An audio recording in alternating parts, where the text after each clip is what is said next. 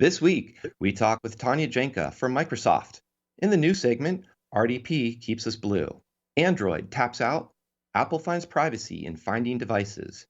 DevOps versus DevSecOps, and more. Stay tuned for Application Security Weekly.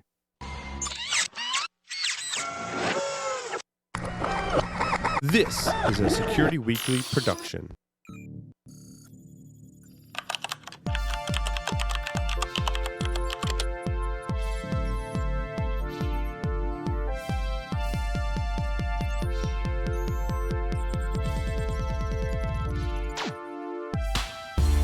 Signal Sciences secures the most important web applications, APIs, and microservices of the world's leading companies, protecting over 7,500 applications and 150 billion production requests per week. Signal Sciences Next-Gen WAF and RASP help companies increase security and maintain site reliability without sacrificing velocity, all at the lowest total cost of ownership. Signal Sciences' patented technology protects any application against any attack, with integrations into any DevOps toolchain. Signal Sciences, demand more from your WAF. Learn more at signalsciences.com/PSW. Welcome to Application Security Weekly.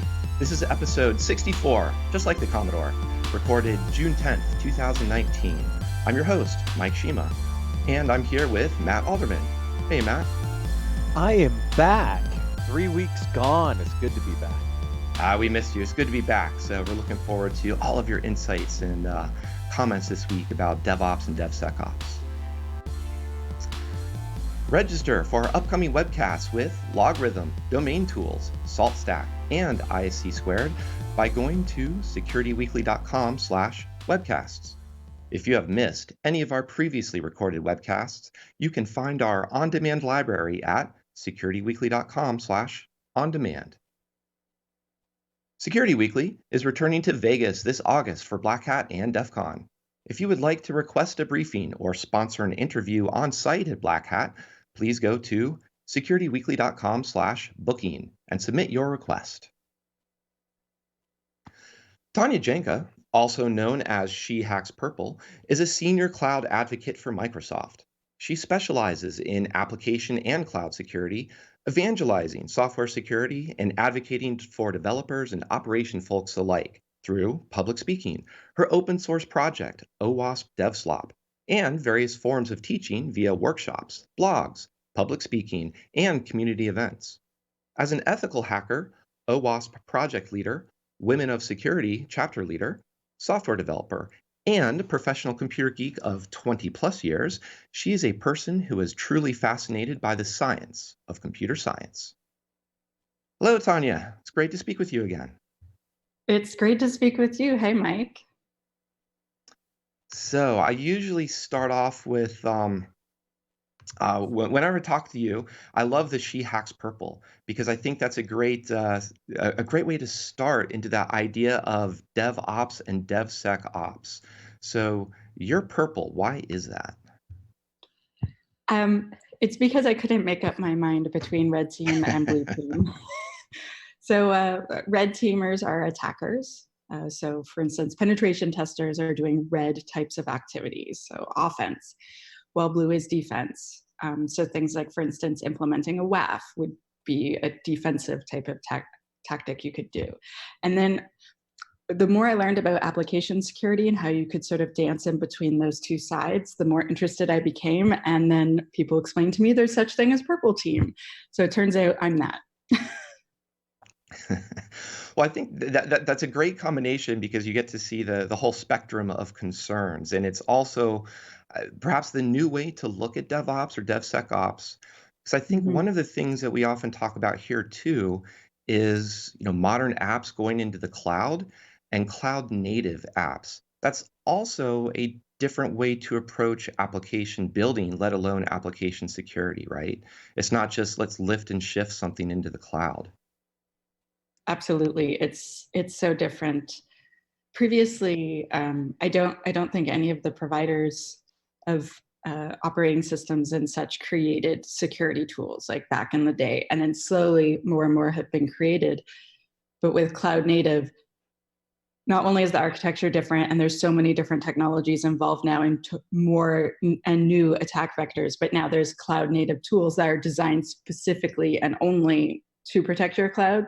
So they act differently, and basically they're trying to protect against these new types of attack surface, I guess you could say, attack opportunities. Mhm. Yeah, the way Yeah. I've always equated it, Tanya, over the years was security was kind of an afterthought, right? We connected our network to the internet, and we went, we need to protect it, so we put in a bunch of firewalls, and then we realized that worms could still come in, and so we always kind of layered these technologies, and the opportunity, a number of years ago when I was running strategy over at Tenable is we saw the move to containerization and cloud and the ability to re-architect an application. It also gave us an opportunity potentially, and this is where I want your take on this, is the ability to think about security as part of the development process. How do we embed security into the application instead of trying to deal with security from the outside like we've always done, whether it's a WAF or some other defensive mechanism, for example. Thoughts on that? Because I think that's the real opportunity with what's going on in the industry. Absolutely. That's basically my favorite topic, which you probably know. I talk a lot about shifting left or pushing left. And the idea is that you start security during the system development lifecycle, and you start it earlier. So not at the end after there's an incident, not just during the testing phase, but at the very beginning. So you're going to make an app, you make requirements, right? You decide what you're going to build, and security should be a part of that. And then you continue to add security throughout the entire process, including preparing for incidents so that hopefully they don't happen, but if they do, that you can actually recover in a graceful manner. I think that previously there was never any time given during the system development lifecycle to actually get security done. It would be this thing that the security team would come in near the end. Oh, we heard you're building an app. Yeah, we go live next week. Who are you? Right. And now the security team's a bit more on it. They realize that that's part of their portfolio of duties now. And hopefully all of them are coming in sooner. I've seen a lot of last minute things, and I look really smart then coming in near the end, but it's much better if we start at the beginning and everyone looks smart, especially if we enable developers with lessons and tools. Yeah, are you seeing a trend? Because this is the trend I'm looking for, is that security is actually part of the DevOps team. It's not a separate group, because to me, then the DevOps and the security folks all being together are actually trying to address this way at the front end of the process versus later in the process. Are you seeing enough of those trends where this is starting to come to realization? I think that everyone is talking about DevOps a lot, and they're really excited. I'm really excited, so I feel it. But the industry actually isn't really doing as much DevOps as we might think because of how much we're talking about it. There are a lot of places still doing waterfalls or agile, or some of them will add a pipeline with 1 or 2 tests, which is way better than no tests. And then they'll say, oh, well, we're doing DevOps. I'm like, oh, there's actually a whole lot more to it. But I would much rather a waterfall team start, testing regularly and just adding 1 security tool rather than them just saying, oh, well, I don't have it right out. I'm not perfect, so we'll just quit, right? The transition to DevOps is not always smooth. As you probably know, Microsoft went to DevOps, and we like to air our dirty laundry. So we actually have like a whole website with all the stories of like lessons learned / big mistakes we've made. And if you ever feel bad about how you're doing, you could just go to that page and then read, and that will really help. But yeah, I'm seeing trends that people are more interested. I'm seeing that security is considered more of a priority. But I'm also seeing a lot of consultants that charge a small fortune to run a scan with Burp Suite, and I think we should scan things with lots of tools. I love Burp Suite, but to me, that's not a full pen test or a full in-depth, way that you could secure the security of your software. I would much rather than hiring one consultant one time for 1 week, I would much rather bring someone in that like helps you build a pipeline so that every single time you release any bit of code, there's testing done. Yeah, because Burp Suite is a component of a security test. I mean, there's static analysis at the source code layer. There's composition analysis of all the binaries and libraries included. There's dynamic scanning when it's running live, and it's the integration of those multiple tools, as you said, into the pipeline, and then it's automated. I don't have to hire that consultant again to go out and run a single dynamic analysis scanner, for example, once in a blue moon. I can actually iteratively test my code every time I'm running through the build process, every time I'm spinning the thing up in a test or QA environment. Way more efficient, I think. Exactly. And then if you do bring in a consultant, bring them in to just hammer home with manual testing and a huge plethora of tools to get like those really nitty gritty business logic types of security vulnerabilities, things that you can't do with automation, right? So give the humans the interesting work, right? Make the humans implement a bunch of automated scanners so everything's automated from then on, and then bring a human in to do like more super advanced manual style testing. I don't know, I've seen some consultants where their main job is pressing the scan button on Nessus, and I love Nessus. Nessus is awesome, but pressing the scan button is not that exciting, and then sitting and watching it scan, it's like, there's probably better work that I could do for my organization than just sit here and watch this. And a lot of those should just happen. Like one of the big aspects of like DevOps, DevSecOps is just continuous monitoring. That's just a scanner that is so easy just to launch on a continuous basis. Just let some automation take care of it. Like you were saying, humans can do that. And I'm curious too, because a lot of clouds actually do have, to say cloud really oversimplifies what it actually means to go into one of these cloud environments. And that can actually be kind of overwhelming.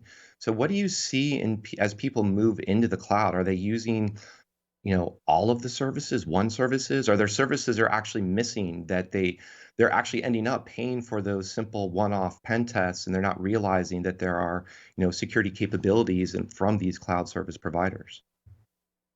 So I'm really biased because I work for Microsoft and I work for Azure. And I can't give you exact percentages, but let's just say a lot of people are not using the cloud native tools. And I think it's because they just don't know they exist. Once I will show something to someone, they're like, why did no one tell us that at the start? If I knew it would just VA itself, where I could just like flick a switch and it would just scan all of my databases, every week from now on, and it would just scan all my infrastructure up to the minute and do this and do that. And there's a switch for zero trust. Come on, why no one tell me this? I think with the cloud, because there's so much to learn, and security training can be extremely expensive, that just basically there's so many options and so many things to learn. They have to concentrate on only a few, and people just aren't aware of the opportunities that are there. Third-party tools still are awesome in the cloud. Like they're still really good. If you already have a tool you love on-prem, just bring it to the cloud with you. But if you don't have a tool that you love on-prem, just like flick on the one that's there and try that because it's already set up, as opposed to trying to integrate with your whole network. Yeah, I think there's even like nuances, because I think you're alluding to that just-in-time access control that Azure has for zero trust, that also will just say, because you mentioned too, like attack surface and opportunity for attack throughout the your environment. But if something like just-in-time access control only opens ports once they're needed, that sounds like just a really smart, simple way to really close down that attack surface. Absolutely. And it's funny because I'm on this team full of advocates, and all of them are brilliant at the thing that they are the master at, right? And whenever I have a meeting with them, like, can I look in your Azure implementation? I'm like, can I turn this on? Can I turn that on? Did you know this is happening? Can you just look here once a week, and if something's red, kind of check it out or call me? And most of them, it's like it's like I've turned on this huge light bulb in their mind. They're like, oh, I can do that myself. I'm like, yes, I want you to be able to do things yourself. I did a talk recently with my friend Terry Radical. She's she's a total badass cloud hacker, basically, and we wanted to make a talk that would show people how to do their own security assessments of their cloud. So we did like this 1 hour thing of like, look here, turn on this, check that. Here's how you do this. Here's a link to here with a video that explains in more depth, because we just want people to do their own security assessments. I want people to be able to go to the cloud and have like a decent security posture as quickly as possible, because I like to use the internet, and also it is my job. But quite frankly, as we're moving to the cloud, I would like it to go better instead of worse than on-prem. Not only so our industry does well, but so that consumers, like, I don't know if you've thought about it, but I think a lot about the average person who has a phone and is having all these difficulties, or who's had their identity stolen, or who's had their data in a breach. A lot of people, I'll be on an airplane or something, and the stewardess will say to me, oh yeah, I keep getting these messages from Apple, and like someone stole my stuff and they keep buying things on here. And she's like, what do I do? And I feel that our industry, information security, we're trying really hard. We're working really, really hard, but we're not winning at this point. We're losing a lot. And I would love it where it becomes a huge deal that there is a data breach, because they're so rare, right? That's a personal career objective, or hopefully an objective for our whole industry. And I think that education and making things secure by default, and making security just so much easier to implement. Like zero trust used to take a million years, right? And so now you can just flip on just in time. It closes all your ports by default. You have to open them manually. The only thing your database server will ever talk to is your app server. And if you have, for instance, like the first thing I did was I made an app in Azure, of course, because that's what I'm going to do. I'm a giant nerd. And then I did the bad thing. I put my username for the password and my password in between the database and the app. And then Azure told me, no, you should use a service account. Oh, wow, thanks. I forgot. That's really great, right? So if it could just remind you of security best practices, like that's magical in my opinion. And oh, Tanya, you put database owner, but actually you just need read and write. Maybe you should reduce the permissions and do least privilege. Well, thank you for telling me. Because in the past that just wasn't available. It just wasn't an option at all. And I personally feel that that's extremely important. Actually having timely guidance, and guidance that's actually consumable and usable and understandable. Like it'll tell you now, oh, you have cores set to star, and developers are like, yeah, because then it's easy, then everything works. And then I explained to them, well, the reason why you don't want to set cores to star is because if you're vulnerable to cross-site scripting, the first thing any attacker will do is call out to another script that's theirs and that's more evil, because usually fields are this big, they can't fit in all the malicious code they want to, so they call out to the other script. And if you set cores instead of star, you say, okay, my web app is only allowed to see, I don't know, let's say like stuff from Google Maps, and then jQuery, and then maybe one other thing, and that's it. Then you just foiled their entire plan for your app. Like you just ruined that attacker's day, and life is better, right? And so it'll just tell you now, oh, these 3 apps have cores set to star. Would you like to take a look? Yes, actually, thank you. I would like to. Yeah, Yeah, see, everybody used to make. Go ahead. Yeah, I was going to say, we see some of this in the UI, in some of the UI frameworks, right? Where when you try to do something wrong, they name it, as like big security hole, so people know that, yeah, whenever I do that, that's wrong. And so I guess the question, Tanya, is there an opportunity to either turn some of these things on by default, which forces people to turn them off instead of to turn them on? Or is there a way to build a set of pre-configured templates that says, this is like the best practice template that you should grab and use as a starting point, which has a lot of these features on because I think that would help us actually build more secure code than relying Yes. on the developers to actually turn some of these really cool features on Yes. out of band. So of course I can only tell you about Azure because that's the one I know the best, and because they pay me. So I am biased. I respect that. But you could turn on Security Sensor, which costs money. It's not free, but it will give you a ton of warnings. But within it, it has this really cool thing. So they have CIS benchmarks, and they have ISO 27001, and they have all of these different standards now, and you can say that's my policy, and then it will tell you you are breaking that policy, so you're not obeying this rule that's part of the CIS benchmarks, as an example, and it will point out to you the problem as part of a list of prioritized things that, so it by default it will just give you a bunch of recommendations of things that are best practices, but you get a lot more specific. So for instance, I don't believe HIPAA's up there yet, but we may or may not be working on it. But the point is that if you can pick the ones that are applicable to you, and then you add those as your policies, it will tell you automatically if you're not compliant.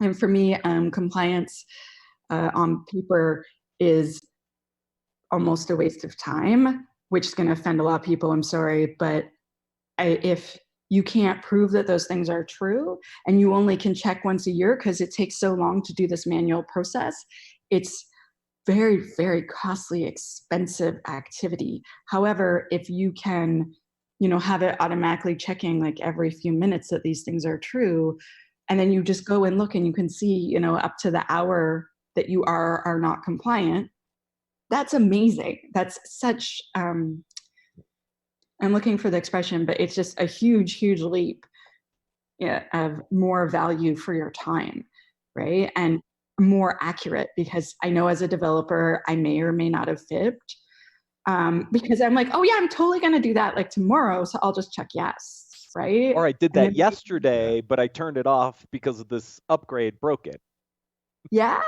Actually, I've definitely painfully been a part of those things on the security side and on the developer side. I'm like, oh, you enabled SSL 1. Okay, because the printer wouldn't work. Okay, so I'm gonna buy a new printer, yeah? And the developers were like, well, we made it work. Like I just, yeah.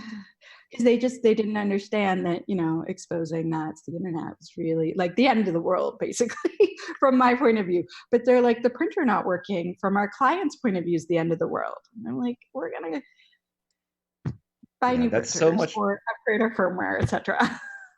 Totally. And that's so much more compelling story to use something like that security sensor that's actually giving you that baseline and highlighting on a continuous basis what's going wrong, rather than what I've seen the other end of that spectrum is this being managed in a spreadsheet with screenshots collected as evidence, one time a year, like you were saying. So it's almost like, I'm pretty sure you're describing Clippy that has gone DevSecOps or something, but it's going to be the Clippy that no one makes funny of anymore. Definitely. There's also, I would say, oh, sorry. I would say that's more like the SecOps part of Mhm. DevSecOps. It's more like the ops side. And then for DevSecOps, there's, adding all of the security tools to your pipeline to make sure that you get a secure app every time, right? Or that you can do there's regressive security testing. Yeah, and there's some more cool security tools that Azure's working on, fuzzing too, right? So that's got to be some big deal for, on the SecOps side of things. So what does fuzzing look like in the cloud environment? And is it one of those things that, yeah, totally turn it on day one for your dev team, or maybe wait a little bit? Like how should I approach that? How should someone approach that? So we just released Microsoft Risk Detection, and it does fuzzing. So it used to just do fuzzing of Linux apps and Windows apps. So you would upload a binary, and then we would basically throw the worst things at it possible, try to make it fail into an unknown state, and then report these things to you. So we did this, and then that happened. We did that, and this happened. We fear this vulnerability, go check it out. But we just released our first web apps in there. And it's kind of a little bit like, remember we were talking earlier about Burp Suite. It's a little bit like that, but it actually has multiple engines within it. I'm not sure how much I'm not giving away, but it's a bunch of tools kind of all combined, and it's the suite that we use internally to make our app and our sites.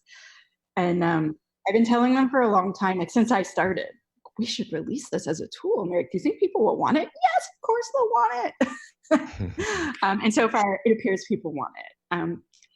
When you turn on a security tool in your pipeline, I would say the first thing you would want to do is set it to alerting and not breaking your build. Because at first, you want to make sure the results are real. The very first time you run it, it's probably going to find a lot of things you didn't think about. You also want to see how long it takes to run, right? Dynamic application security testing can be quite slow. And if you have a giant app, you don't want a developer to push one line of code and then have it run for 21 hours and you didn't realize. Another thing to do is make an asynchronous security pipeline. So you have the regular pipeline that helps you actually push to prod, but then you could have another one that kicks off that just runs a bunch of security tools, and you could have that go in depth and buzz every single thing ever, have it do its symbolic execution where it tries to go down every possible path. And then you could just get the results after the security team and you haven't slowed anyone down. Generally, I advise that for dynamic application security testing, that if you are a lightning quick DevOps shop, it might be too slow to do the whole thing. You might want to just do a subsection, like where you've released new features, or just do passive scanning. So it sees the things going in and out. It tells you about security headers, and this looks like sensitive data, etc. And then do the actual in-depth fuzzing in an asynchronous pipeline, or whatever way you decide to do it. But like, you don't have any experience with those slow. It'll be overwhelming. Don't be scared. It's okay. Well, Mike has a little experience with DAS scanners and how efficient and fast they are. Yeah, I know a little bit about web application scanning, and yeah, it is not the most efficient thing. It's a fun problem to solve. Let me say, it's a fun problem to try to solve. I'm not sure it's exactly solved, but yeah, absolutely one of those important tools in the tool chain. If you had, Tanya, if there was one thing, because you've been mentioning a lot of things like, oh, let me look at your account and let's turn on this and this and this. Are there one or two items that you would definitely recommend, like this should be on by default, just because it makes developers' life easier, it makes the ops side easier, it's just like security out of the box? What are the one or two things that come to your mind in a cloud environment? So turn on the native security features, right? So if in Azure, there's Azure Security Center, turn it on. There's threat protection, advanced data protection, whatever, turn it on, and then reap the benefits. Also, monitoring and logging. A lot of these tools don't work if you don't have those set up. If you don't, for instance, if you don't turn on logging, then there's an incident and then there's nothing to investigate because there's nothing to see because you didn't save anything. One of the biggest things I would say with the cloud that I'm not seeing very good compliance with, but I think is so important, is multi-factor authentication on the keys to your kingdom. Like if someone has a read-only account, maybe you will decide it's worth accepting the risk to not have multi-factor authentication. But for me, for my personal Azure subscription, I have 3-factor authentication. I have to put my fingerprint, I have to have my phone, I have to authenticate to my authenticator app, and I have to add a separate password. And those are the keys to my kingdom, right? And I've seen places where, they have this master subscription and all the other subscriptions are underneath it and they don't have multi-factor authentication turned on. And I find this actually like fairly terrifying. I don't want one password between me, and my entire company potentially being destroyed, right? That's so huge. And some of my friends were joking, like, do you really need to have 3 factors? I'm like, do you know how embarrassing it would be being a security spokesperson for essentially the biggest security company on the planet and then having my account owned? Do you understand? That would be so humiliating. And And I'm, like, I just do demos in my account, right? Imagine, a CISO or a CIO that doesn't have multi-factor authentication on their accounts. Like, it's quite common. And yeah, if you like it, then you should put some MFA on it. Just like Beyonce says, you should put a ring on it, put some multi-factor authentication on it. We have a new Absolutely song. awesome advice. Yeah, exactly. We'll have to work on that. But yeah, I think you're right. Even just, yeah. No, you. I was just going to say, even giving, like, there's a lot of cases too, like, why even give the CISO access to a lot of these systems? That's also the other part too, is that, if you don't need it, maybe you need to read some logs, or maybe you want to, watch some monitoring events. But yeah, also just even, MFA aside, least privilege. Like, if you don't need that access, don't have it, because I have those same worries. There's a lot of things that I don't need access to that prod system. I want to talk about the architecture design, but we can do that on a whiteboard and in a document. I don't need to actually go and touch that system. Yes. And also in the cloud, I think that certain things are changing, and we have to change our mindset in order to be ready for the new types of threats. So, traditionally on-prem, we would do a whole bunch of firewalls with big zones, and everything would be in the zone. But now it would appear in the cloud that the new perimeter is actually identity, right? And if in the cloud, so whichever cloud you use, or if you use a multi-cloud or a multi-cloud solution, or if you have a cloud and then on-prem things, you should just have one identity system and have it handle all of your like all of the roles and least privilege. Like, you can make a beautiful organization tree and actually have it implement all of that perfectly.